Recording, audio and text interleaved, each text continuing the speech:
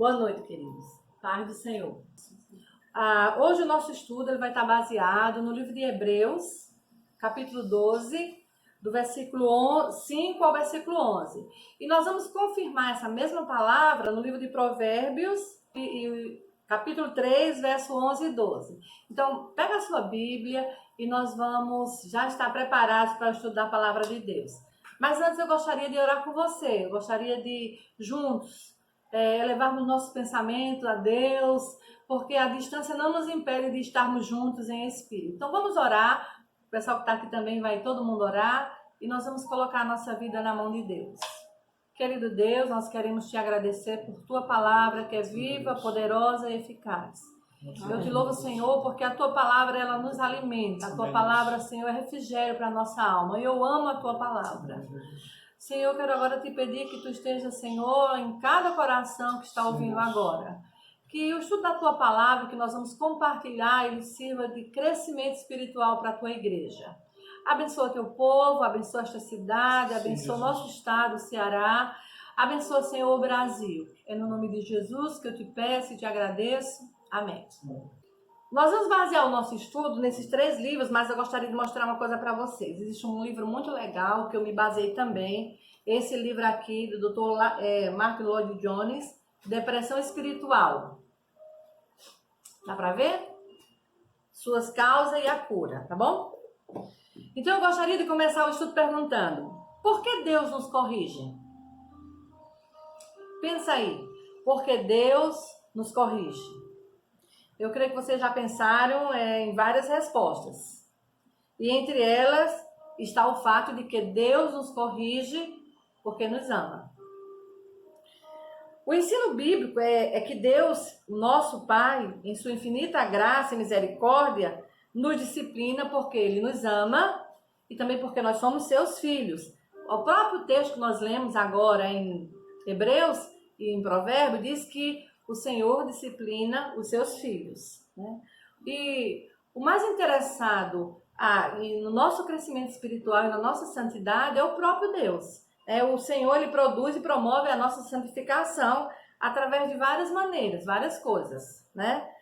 Quando nós não respondemos positivamente às instruções que estão na Bíblia Sagrada, Deus trata conosco de outro modo, com a correção e com a disciplina. Eu gostaria só de ressaltar e ler com vocês uma coisa que eu achei muito interessante, que eu li hoje, que diz assim: a ideia aqui de correção não se refere a uma aflição geral, mas é um tipo específico de aflição que é projetado adequadamente para corrigir falhas, que é o cerne da disciplina. A disciplina é exatamente isso, para conduzir, para acertar, né, para conduzir, tirar as falhas, né, ou corrigir as falhas para que os filhos caminhem corretamente. Então, porque Ele nos ama, o Senhor nos corrige.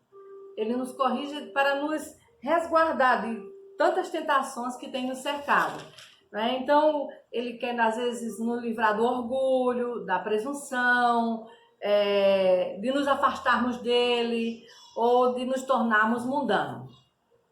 A correção, como eu já falei, ela pode vir, ou a disciplina, ela pode vir de várias formas, né?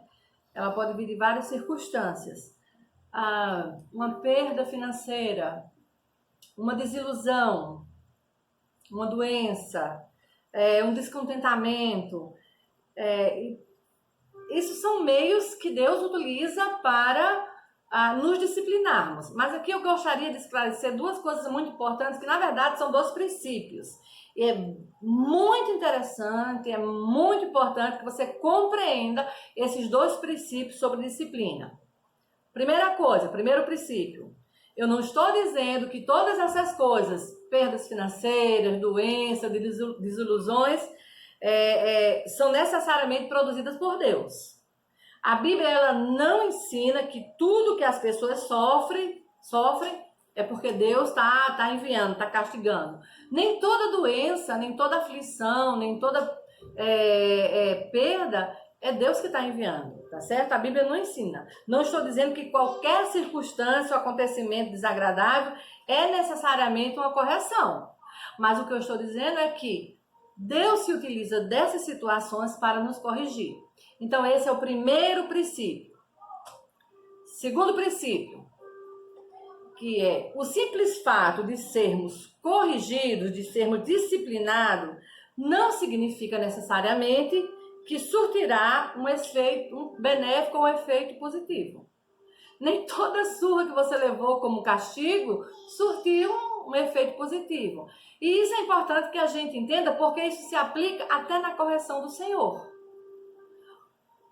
De acordo com o autor do livro aqui de Hebreus, a correção ela só terá um efeito benéfico, ela só terá um efeito positivo quando nós entendemos o ensino que está por trás da correção e se nós aplicarmos esse ensino à nossa vida. Então, a disciplina de Deus só surtirá efeito, ou só terá um efeito positivo se eu entender por que eu estou sendo disciplinado e qual o motivo que me levou a ser disciplinado. Então, são esses dois princípios que são muito importantes.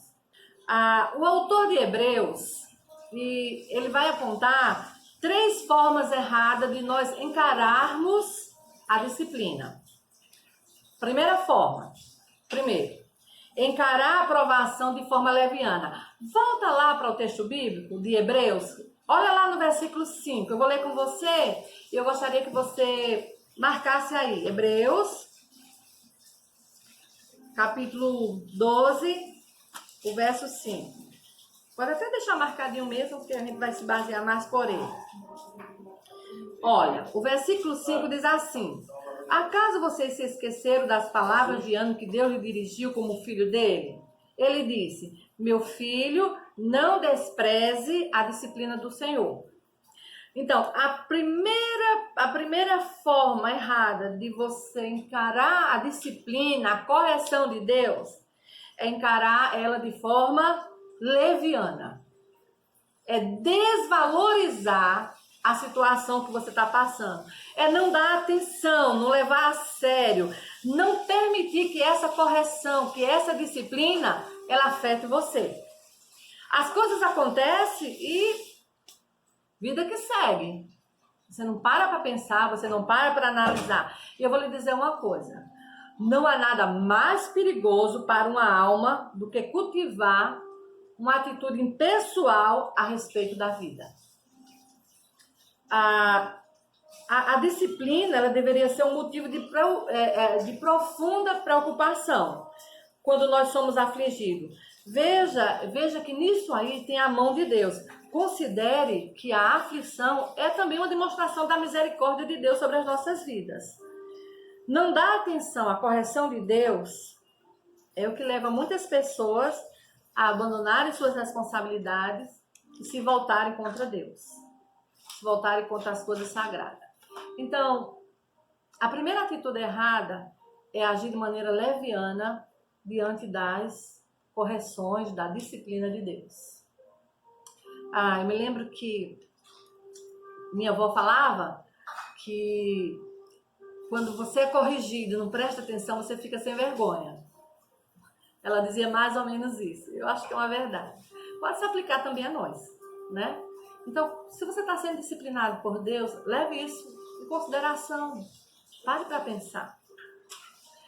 A segunda maneira de nós encararmos de forma errada a correção de Deus é nós ficarmos desanimados, magoados, né? E aí, algo acontece e alguns desistem.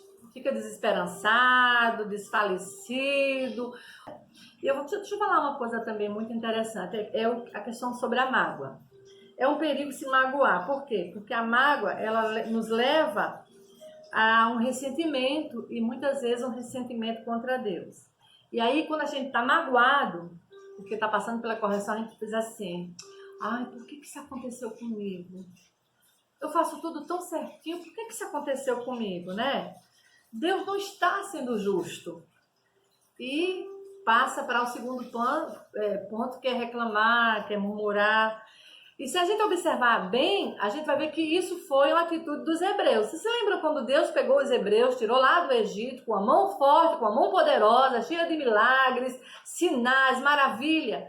E o povo foi levado para O povo foi levado pelo deserto, né? E chegando lá no deserto, o povo reclamava e murmurava contra Deus e contra seu ungido sem parar.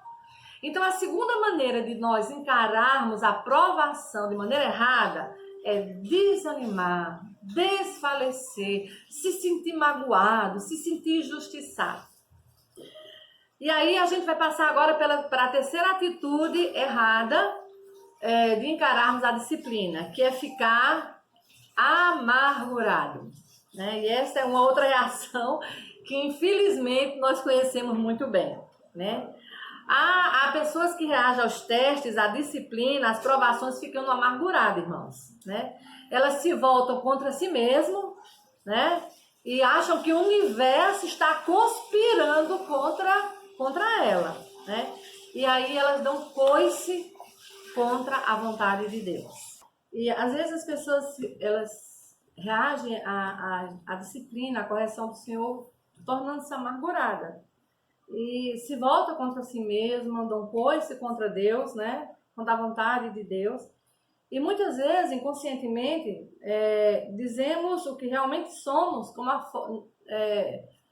quanto à forma como nós reagimos aos acontecimentos, né? E se nós reagirmos às correções com qualquer uma dessas três reações, nós estamos errados, né? Quando as coisas acontecem, ou eu fico magoada, ou eu fico desfalecida, né?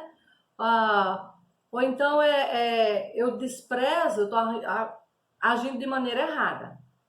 Nós esquecemos que a própria disciplina, ela foi enviada por Deus. Ela foi medida, ela foi pesada pelo próprio Deus.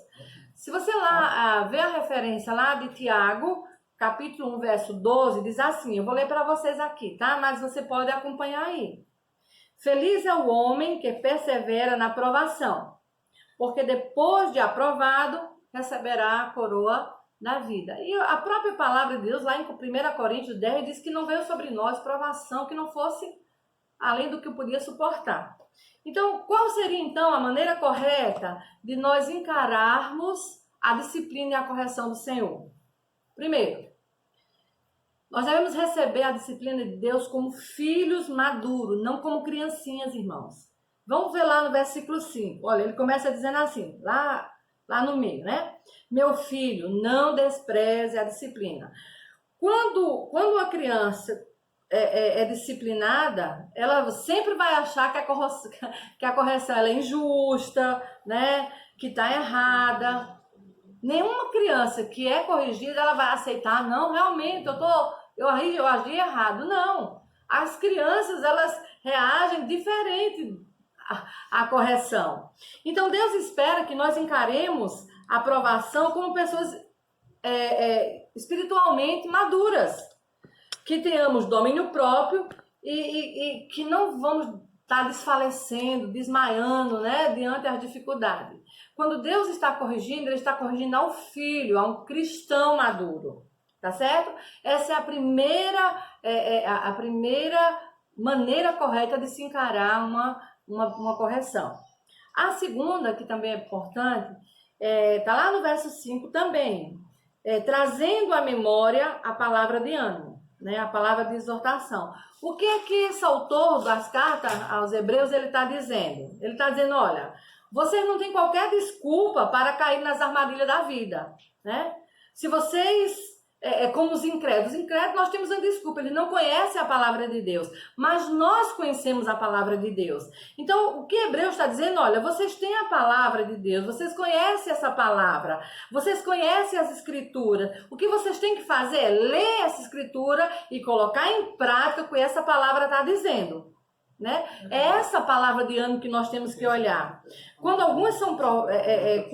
alguma provação nos assalta, nós devemos olhar não devemos olhar para a situação em si mesma. Nós devemos tomar tudo, colocar o contexto diante da palavra de Deus. O cristão não reage às provações da mesma maneira que o mundo reage, né? Como é que nós devemos reagir à disciplina de Deus? Nós estamos lendo aqui que o cristão ele tem uma atitude, ele deve ter uma atitude diferente diante da correção, da disciplina do Senhor, né? O cristão ele não fica olhando a circunstância, mas ele pega todo o contexto, ele coloca diante da palavra de Deus, diante da Escritura Sagrada, e ele vai medir essa circunstância de acordo com a palavra de Deus, né? O cristão ele reage à disciplina dizendo: o que a palavra está falando sobre isso? Né? Vamos lembrar que nós somos adultos, nós somos filhos de Deus, que temos a palavra de Deus. Então nós devemos avaliar a situação dentro do contexto da palavra de Deus. Terceira coisa, saiba que tudo que está acontecendo, a disciplina, a correção, ela está sendo feita para o seu bem. Está lá no verso 10, no verso 9 e no verso 10 de Hebreus capítulo 2. Deus está nos disciplinando porque nós somos seus filhos. Ele é o nosso pai espiritual e ele é o pai dessa nova vida que eu e você, nós levamos. Deus não quer que seus filhos se afastem sem censura, sem controle, mas misericordialmente ele nos recupera através da disciplina.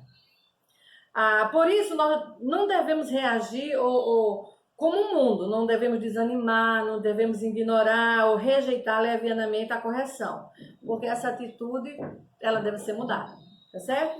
Lá no verso 11, né, diz o seguinte: as únicas pessoas que serão beneficiadas pela correção são aquelas que são exercitadas por ela. Eu vou transferir isso aqui de uma maneira mais simples. Aquele que se submete ao tratamento de Deus é beneficiado. Encare a aprovação como um tratamento de Deus. Você está no ginásio e está sendo tratado por Deus. Quando a adversidade chegar, nós devemos dizer: eu estou sendo tratado por Deus. Onde é que está o problema? Em que eu tenho falhado?